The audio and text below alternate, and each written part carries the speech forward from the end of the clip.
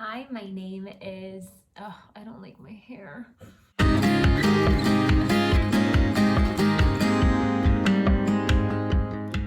Hi, my name is Condo-Olvera, and welcome to my channel.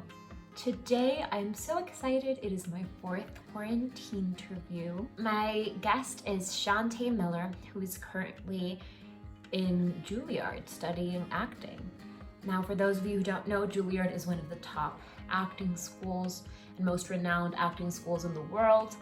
And so she's going to be telling us, oh, my hoop fell off. It broke. Hoops off. Let's get to the interview. Welcome. Thank you so much for doing this. I really appreciate it. You're about to start your second year, right? Yeah, second year. Leading up to it, like a month before getting there, oh my God, I was so scared. I really was scared. I was like, I'm not gonna do well, but it was so fun. We have class 14 hours a day, pretty much. It's very intense, that's true. It's not as scary as some people might think. Like you form very good relationships with the teachers and with the students. Like it's not horrifying, but the schedule is very rigorous. How good would you say Juilliard is at like taking care of the students' mental health? They're great. There's a lot of resources. We actually have a campus well-being initiative called Juilliard Thrives. And actually, the thing that sucks about some of the campus stuff is that like the actors have no time to do that stuff really, unless it's on a Sunday.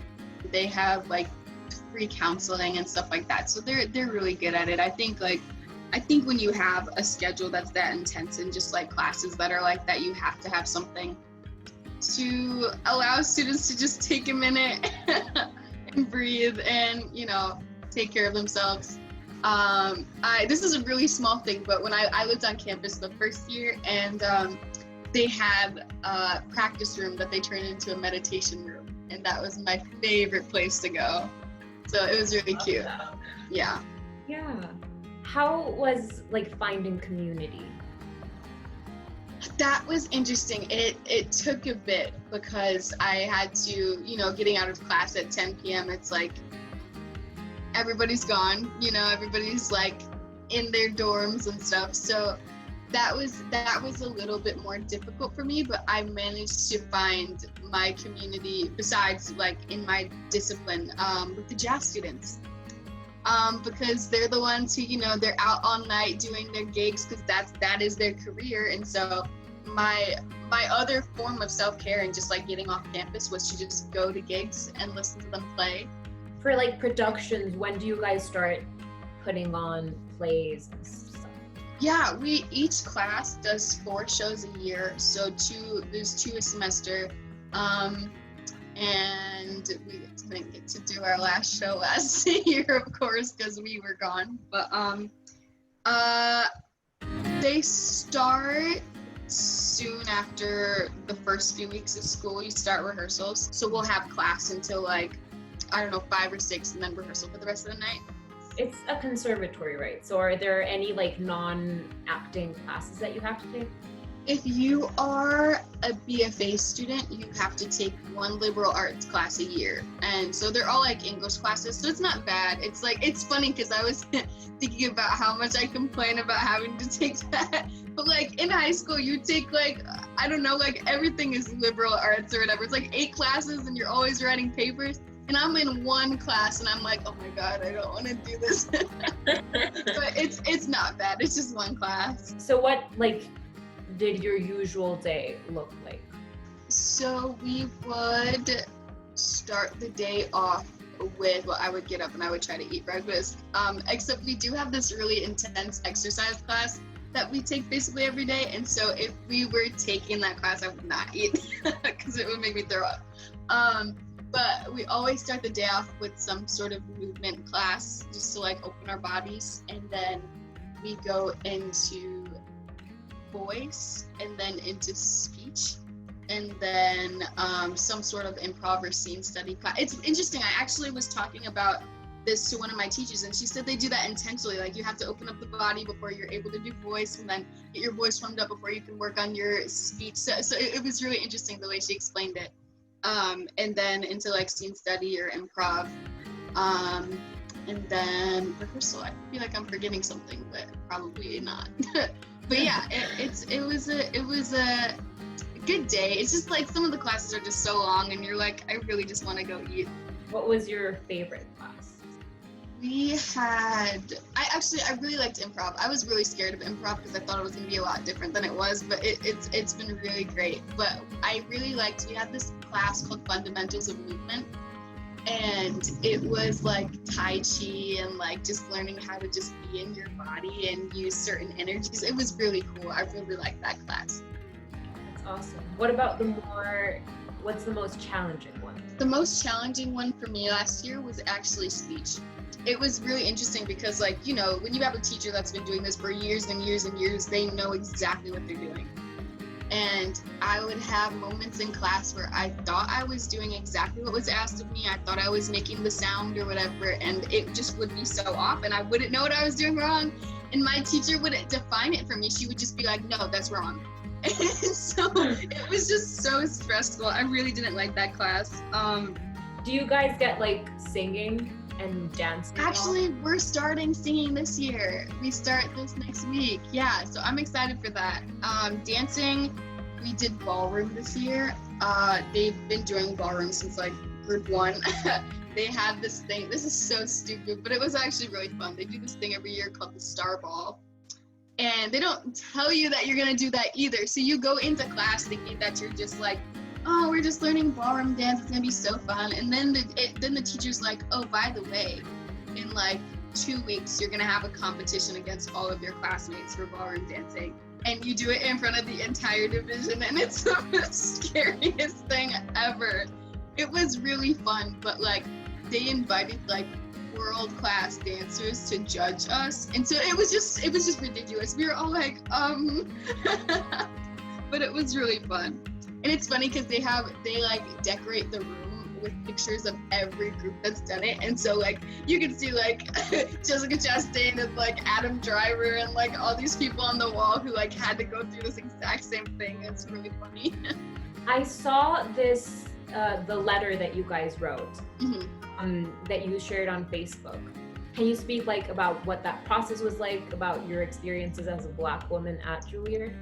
So, you know, all this stuff started happening. It's been happening forever and ever and ever. People are just now aware of it because quarantine and everybody's inside and things are coming out on the internet. And so one of our classmates who is Black emailed us and was like, he emailed all the students and was like, I think this is something that we need to do, but I would like it to be by POC students. And so we all came together, and not all of us, but some of us came together, and we also had alumni come, and then on some of the meetings it was everyone together, white students too, and we came together and we just talked about, and I mean, like, I didn't have much to say because I was a first year, so there wasn't that much that I experienced, but there were things. We just talked about things that we've experienced and what we needed to be better. And we talked about the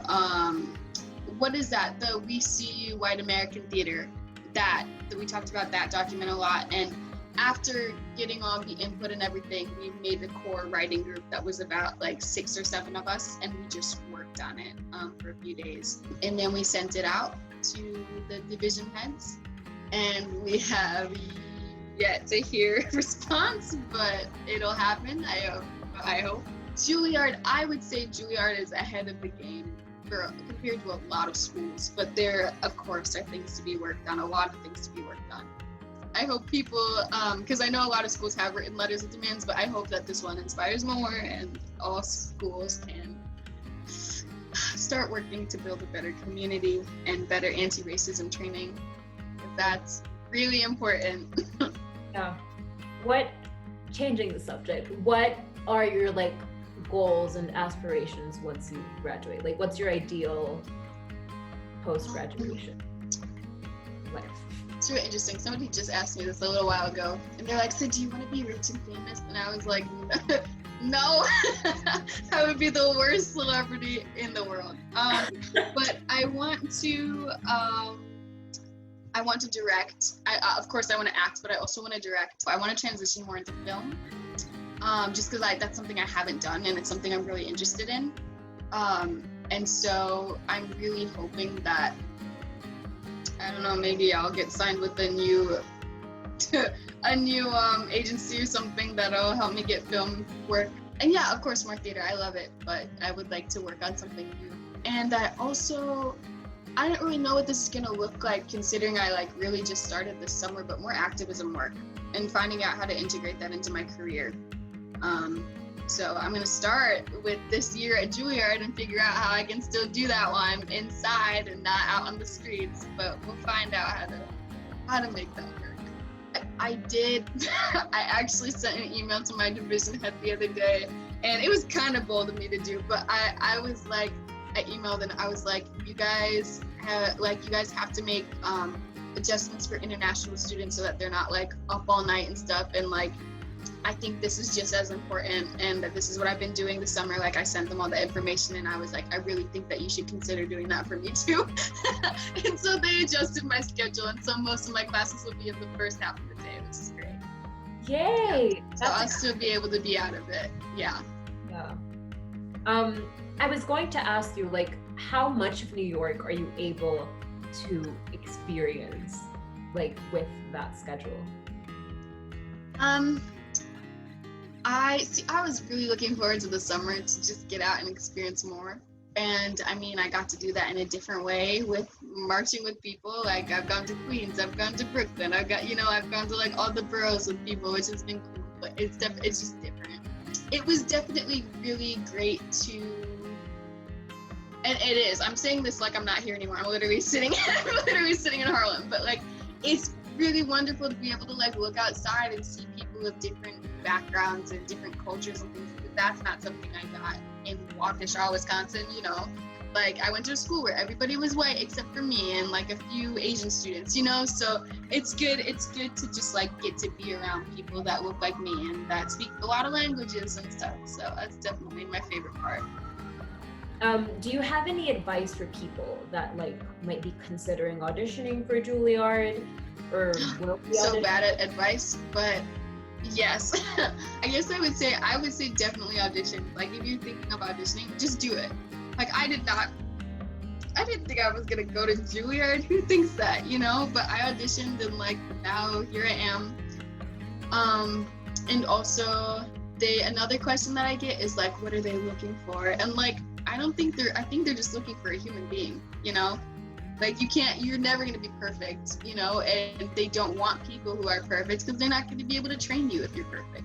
So that's another thing, just like coming in as your full self and being willing to take notes and being ready to listen and to work, but knowing that you don't have to come in being perfect. And that was something that I was surprised by. I mean, like, I obviously like didn't think I was perfect going in or anything, but I thought that they were gonna expect me to be.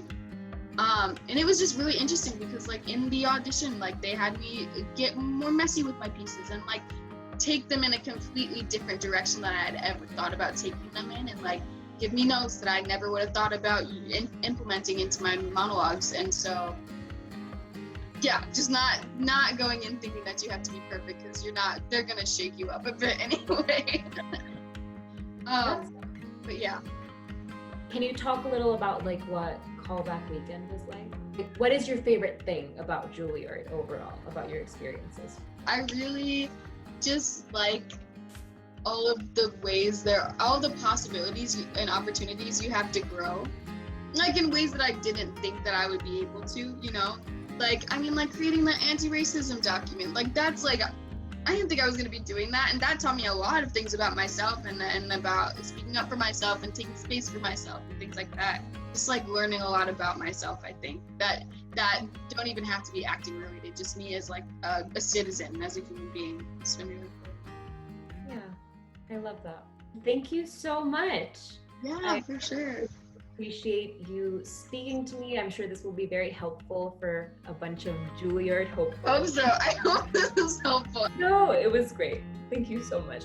Hello everyone, thank you so much for watching. I really loved talking to Chantaé, and I'm gonna put her social media info down below. Thank you, Chantaé. And thank you all for watching. Don't forget to like and subscribe if you enjoyed. Comment down below if there are any other colleges you're interested in hearing from, any different majors. Bye!